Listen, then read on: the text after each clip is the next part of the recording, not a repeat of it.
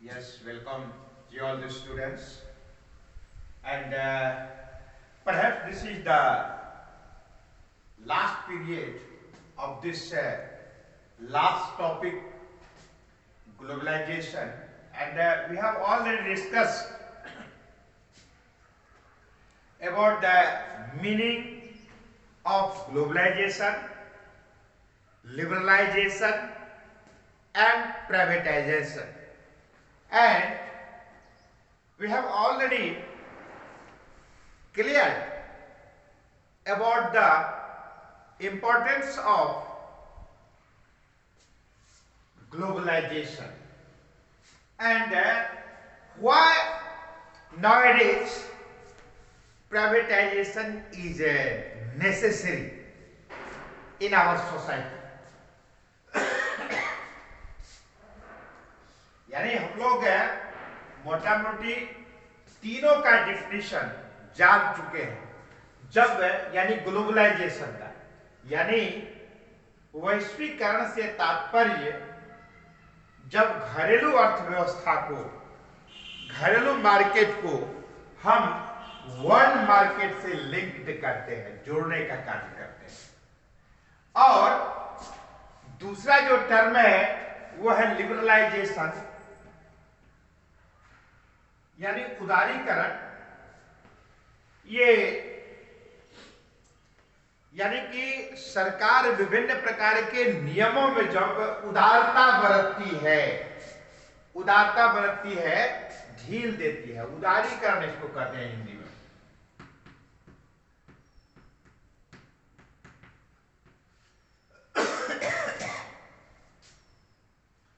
और क्यों? ढेर सारे ऐसे एग्जाम्पल्स हैं। प्रारंभ में मुझे याद है 2000 ईस्वी से, ये चूंकि आपका विद्यालय सुदूर देहात में है, समस्तीपुर जिला के अंतर्गत बिहार में, यहां बिजली की व्यवस्था नहीं थी, जनरेटर आदि से ही कार्य होता था। बिजली विभाग में, बिजली बोर्ड में दौड़ दौड़ के एप्लीकेशन दे दे करके थक गया था, किंतु सरकारी आनाकानी के कारण लगातार टालने का कार्य किया जा रहा था। किंतु गवर्नमेंट का ये ऐसी पॉलिसी आई जिसमें विभिन्न प्रकार के नियमों में उदारता बढ़ती गई, शिथिलता बढ़ती गई। उस समय डिक्लेयर किया गया था, गवर्नमेंट की पॉलिसी थी कि 5 वर्ष के अंदर में सुदूर देहात में भी बिजली की व्यवस्था हो। अब सरकार की ओर से डिपार्टमेंट को प्रेशर है कि भाई हर जगह गांव-गांव में बिजली की व्यवस्था हो। इधर हम लोग अप्रोच कर रहे थे, दौड़ धूप कर ही रहे थे, तो फटाफट अधिकारियों ने कार्य को संपादित किया और अपने विद्यालय में बिजलीकरण की बात हो गई। तो भाव क्या है कि जो भी नियम बनाए गए थे तो नियमों में उदारता बरती गई और सरकार की ऐसी पॉलिसी हुई कि भाई ज्यादा से ज्यादा लोगों को इस प्रकार से ऐसी सुविधा उपलब्ध कराया।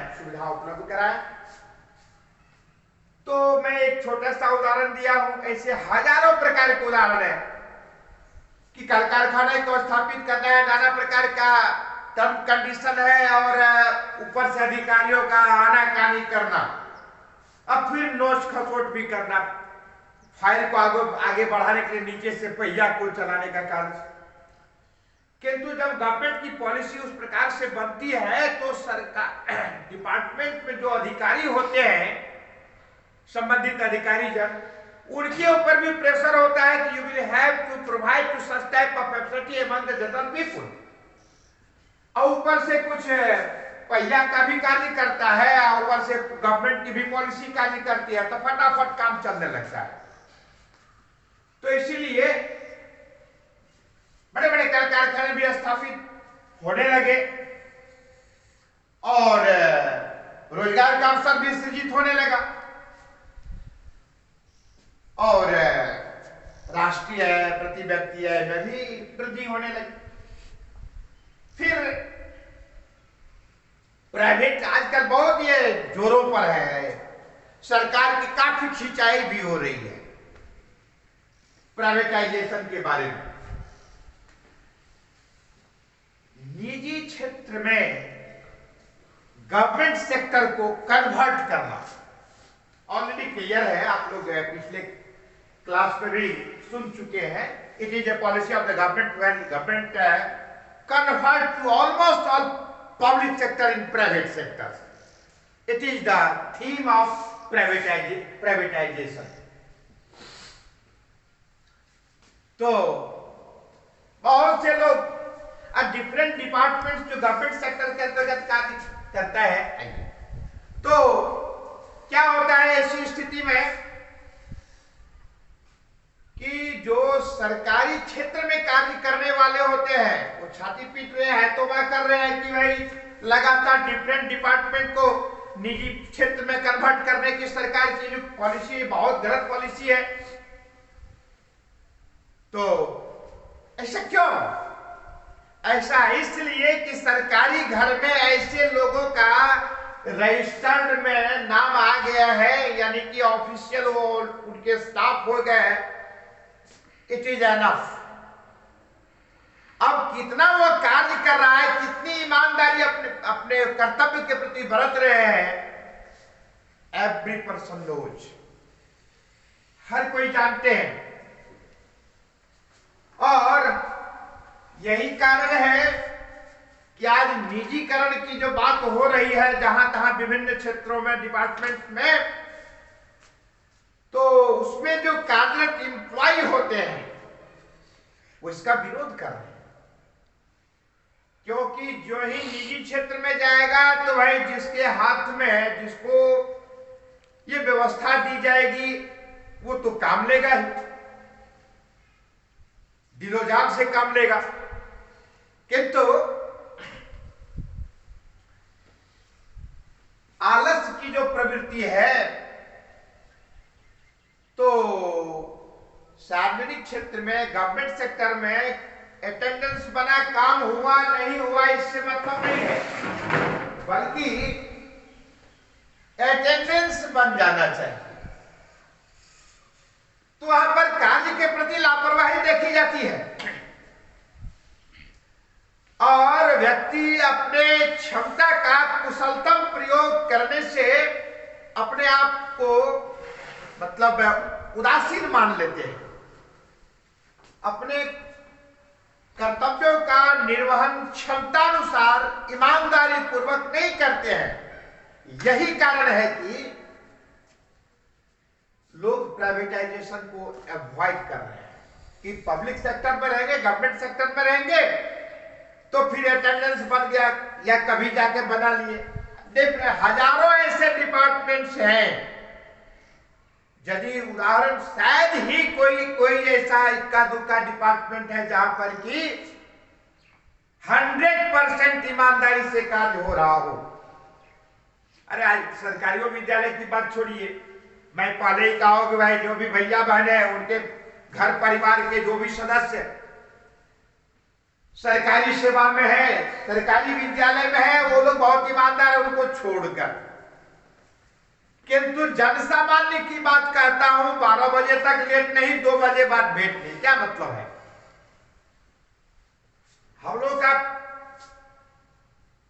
डे बाय डे का रूटीन रहता है कि बच्चों को किस प्रकार से रूटीन फॉलो कराया जाए कि अधिक से अधिक उसका एडवांटेज। क्या जी, मंडे है, first period mathematics, second physics, third English, fourth chemistry, fifth Hindi, इस प्रकार से व्यवस्था। ट्यूसडे फिर उसी प्रकार से।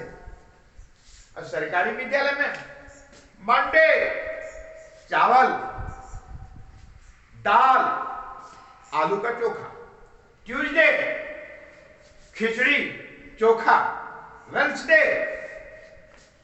चावल दाल आलू का भुजिया। तो भाई उनका रूटीन ही वही है। सरकारी विद्यालय में कार्यरत शिक्षक अपने बेटे बेटियों को सरकार प्राइवेट सेक्टर में क्यों देते हैं, प्राइवेट स्कूल में क्यों देते हैं?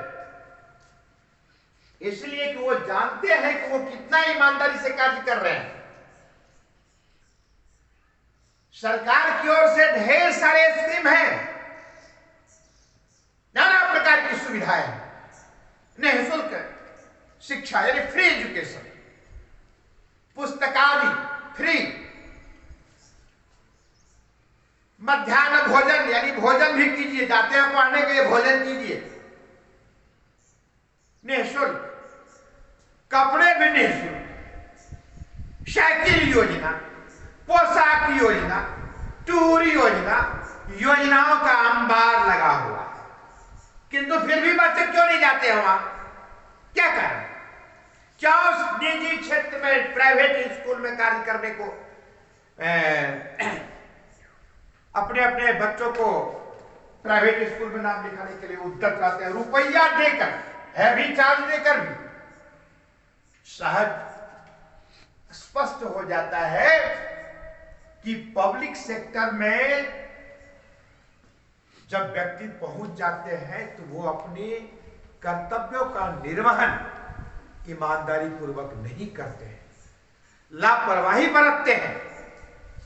और यदि प्राइवेट सेक्टर में रहता है तो प्राइवेट सेक्टर में कार्य करने वाले एम्प्लॉय को चिंता है कि ऊपर के जो अधिकारी हैं उनका क्लास लेंगे, यदि कार्य में ढिलाई हुई तो उनको डिसमिस कर देंगे। इसीलिए और फिर दूसरी बात है कि यदि वो बेस्ट तरीके से यदि अपने परफॉर्मेंस को प्रस्तुत करते हैं तो उनका फिर उनको एडवांटेज भी मिलता है, उसको प्रोन्नति भी दी जाती है, उनको अवार्ड दिए जाते हैं, यानी गुण दोष भी है। ओवरऑल प्राइवेटाइजेशन आज के डेट में आवश्यक। नरेंद्र मोदी जी प्रधानमंत्री जी है, लगातार इस पर फोकस कर रहे हैं। बहुत से डिपार्टमेंट को प्राइवेटाइज कर दिया गया है, कुछ इंपॉर्टेंट डिपार्टमेंट है उस पर भी विचार चल रहा है, बहुत आलोचना भी हो रही है। किंतु भैया यदि आप गंभीरता पूर्वक विचार करें तो लगेगा कि प्राइवेट सेक्टर को ज्यादा से ज्यादा इंपॉर्टेंस देना बहुत जरूरी, ताकि अधिक से अधिक त्वरित गति से देश का विकास हो, यह आवश्यक है। और यही कारण है कि आज इसका इंपॉर्टेंस बढ़ गया। नहीं तो ये तीनों हथियार को नहीं अपनाया जाता, ग्लोबलाइजेशन, प्राइवेटाइजेशन एंड लिबरलाइजेशन को। तो देखिए इसको 1991 ईस्वी में मनमोहन सिंह जो फाइनेंस मिनिस्टर हुआ करते थे, yes really he is the best economics, no doubt. हाँ, ये बात अलग है कि उनकी कार्यशैली एडमिनिस्ट्रेशन एज ए प्रधानमंत्री के रूप में अच्छा नहीं था, किंतु एक अच्छे स्कॉलर है, मैं भी इस बात को स्वीकार करता हूं। और ये तीनों अस्त्र जो अपनाया गया, याद होगा या पढ़े होंगे आप लोगों को, क्या याद होगा, पढ़े होंगे कहीं पर भी, मात्र $1 अरब भारत के पास में विदेशी मुद्रा भंडार था। किंतु जब लिबरलाइजेशन, प्राइवेटाइजेशन और ग्लोबलाइजेशन का सहारा लिया गया, उत्तरोत्तर इतना विकास हुआ कि कहां $1 अरब मात्र चंद साप्ताहिक ट्रांजैक्शन के लिए माना जाता था। आज के डेट में दिसंबर माह का मैं डाटा बता रहा हूं, दिसंबर 2021, $635 अरब विदेशी मुद्रा भंडार हो जाना अपने आप में मायने रखता है। ये सबका परिणाम है भाई साहब। इसीलिए आप इसके इंपॉर्टेंस को नजरअंदाज नहीं कर सकते हैं। तो मैं इंपॉर्टेंस पर पिछले दिन भी ढेर सारी बात चर्चा की है मैंने, और आलोचनात्मक भी हम दे सकते हैं, किंतु आज की क्लास में इतना ही।